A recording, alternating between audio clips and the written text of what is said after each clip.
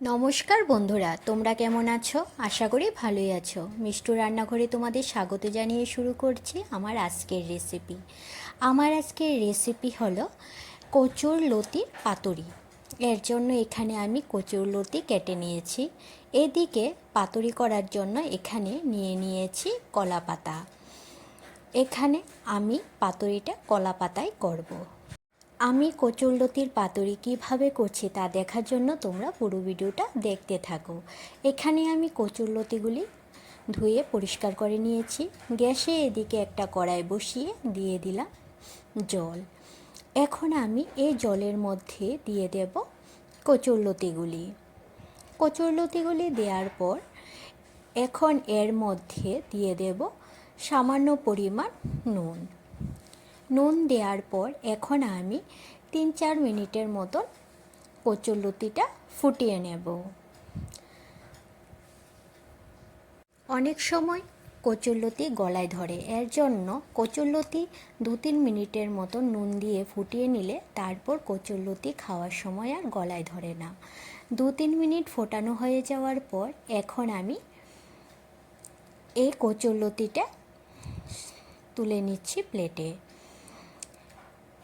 এখন প্লেটে নেওয়া হয়ে গেছে কচুরলতিগুলি। এদিকে গ্যাসে একটা ফ্রাই প্যান বসিয়ে দিয়ে এখন ফ্রাই প্যানটা গরম হয়ে যাওয়ার পর এর মধ্যে কেটে রাখা কলা পাতাগুলি আমি সেঁকে নেব। কলা পাতাগুলি সেঁকে নিলে পাতাগুলি নরম হয়ে আসবে, তাহলে পাতুরিটা খুব সহজে বানানো যাবে। কলা পাতাগুলি খুব সুন্দরভাবে মোড়ানো যাবে, ফেটে যাবে না। এই জন্য আমি এখানে ফ্রাই প্যানের মধ্যে কলা পাতাগুলি সেঁকে নিয়ে নরম করে নিচ্ছি। একটা কলা পাতা আমার নরম করা হয়ে গেছে। এই পাতাটার মতন বাকি পাতার টুকরোগুলিও আমি নরম করে নেব। তারপর পাতুরিটা বানানোর জন্য তৈরি হয়ে যাবে পাতাগুলি আমার সেঁকা হয়ে গেছে। সবগুলি পাতা আমি এই গরম ফ্রাই প্যানে সেঁকে নিয়েছি। এদিকে আমি প্লেটে নিয়ে নিয়েছি কচুরলতিগুলি। এখন আমি এর মধ্যে প্রথমেই দিয়ে দেব পরিমাণ মতো নুন। এখানে আমি 1/2 চামচ নুন দিয়েছি, আর দিয়ে দেব 1 চামচ হলুদ গুঁড়ো। নুন হলুদ দেওয়ার পর দিয়ে দিচ্ছি কাঁচা লঙ্কা বাটা। এখানে আমি 2 চামচ কাঁচা লঙ্কা বাটা দিয়ে দিলাম। কাঁচা লঙ্কা বাটা দেওয়ার পর এখন আমি এর মধ্যে দিয়ে দেব সর্ষে বাটা। এখানে আমি সর্ষে বাটা দিয়ে দিচ্ছি 2.5 চামচ। 2.5 চামচ সর্ষে বাটা দেওয়ার পর এখন আমি এর মধ্যে দিয়ে দেব নারকেল বাটা। এখানে আমি নারকেল বাটা দেব 2 চামচ। নারকেল বাটা দেওয়ার পর এখন আমি এর মধ্যে দিয়ে দেব সর্ষের তেল। এখানে সর্ষের তেলের পরিমাণটা একটু বেশি দিতে হবে। সর্ষের তেলটা এখন আমি কচুরলতির উপর দিয়ে দিলাম। এখন কচুরলতিটা খুব ভালোভাবে মশলার সাথে মেখে নিতে হবে।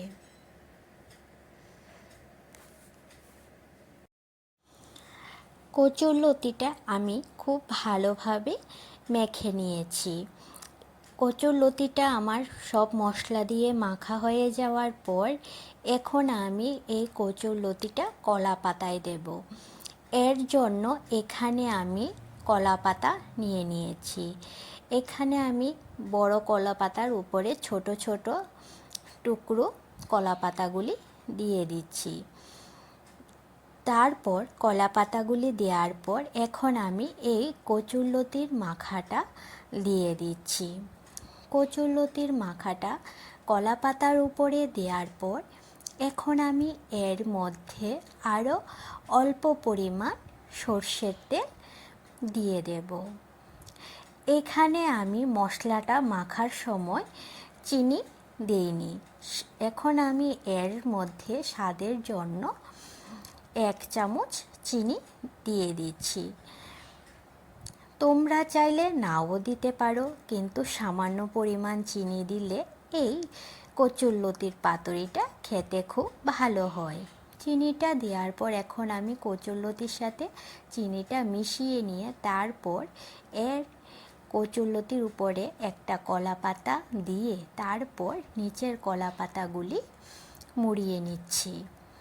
আমি যেভাবে এই কলা পাতাগুলি মোড়াচ্ছি সেইভাবে তোমরা যদি কলা পাতাগুলি মুড়িয়ে তারপর এই কচুরলতির পাতুরিটা করো, তাহলে ভেতর থেকে কিছু বেরও হবে না আর লতির পাতুরিটা খুব সুন্দরভাবে হবে।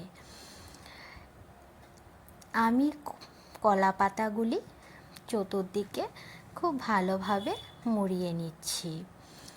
কলা পাতাটা খুব ভালোভাবে মুড়িয়ে নেওয়ার পর এখন আমি এই কলা পাতার উপরে সুতো দিয়ে পেঁচিয়ে দেব, যাতে কলা পাতাগুলি না খুলে যায়। সে কচুরলতির পাতুরিটা এখন সুতো দিয়ে ভালোভাবে মোড়ানো হয়ে গেছে। আমার কচুরলতির পাতুরিটা কলা পাতা দিয়ে বানানো হয়ে গেছে। এখন আমি গ্যাসে একটা ফ্রাই প্যান বসিয়ে দিয়ে তারপর এই পাতুরিটা দিয়ে দেব। গ্যাসে একটা ফ্রাই প্যান বসিয়ে দিয়ে তারপর পাতুরিটা দিয়ে একটা ঢাকা দিয়ে রেখে দেব 15 থেকে 20 মিনিটের জন্য, গ্যাসের আঁচটা মিডিয়ামে রেখে। এই পাতুরিটা কাঠের উনুনে করলে বেশ ভালো হয়, কিন্তু এখন তো আর সবার বাড়িতে কাঠের উনুন থাকে না, সেই জন্য আমি এটা গ্যাসের চুলায় করছি। পাতুরিটা 15-20 মিনিট পর আমি ঢাকাটা তুলে দিয়ে আবার উল্টে দিয়ে আবার ঢেকে দিচ্ছি 15 থেকে 20 মিনিটের জন্য। একরকম করে 2-3 বার উল্টানোর পর পাতুরিটা আমার রেডি হয়ে গেছে। আমার এই রেসিপিটি তোমাদের কাছে কেমন লেগেছে তোমরা অবশ্যই জানাবে। ভালো লাগলে লাইক আর সাবস্ক্রাইব করে দিও। আমার ফেসবুক পেজ মিষ্টু রান্নাঘর, এই পেজটি ফলো করে দিও। ফেসবুক পেজের লিঙ্কটা আমি ডেসক্রিপশানে দিয়ে দিয়েছি। পাতুরিটা আমার হয়ে এসেছে। এখন আমি এই পাতুরিটা প্লেটে নামিয়ে নেব। পাতুরিটা প্লেটে নামিয়ে নেওয়ার পর ঠান্ডা হওয়া পর্যন্ত অপেক্ষা করব। তারপর তোমাদের খুলে দেখাচ্ছি যে ভেতরটা কীরকম হয়েছে। পাতুরিটা মোটামুটি ঠান্ডা হয়ে এসেছে। এখন আমি এই কলা পাতাটা খুলে তারপর ভেতরে এই কচুরলতির পাতুরিটা কেমন হয়েছে তা তোমাদের দেখাচ্ছি। আমার এই রেসিপিটি যদি তোমাদের কাছে ভালো লেগে থাকে তাহলে বাড়িতে অবশ্যই একবার বানিয়ে খাবে, দেখবে খেতে খুব অসাধারণ হয়। আমার এই ভিডিওটা দেখার জন্য তোমাদের অসংখ্য ধন্যবাদ।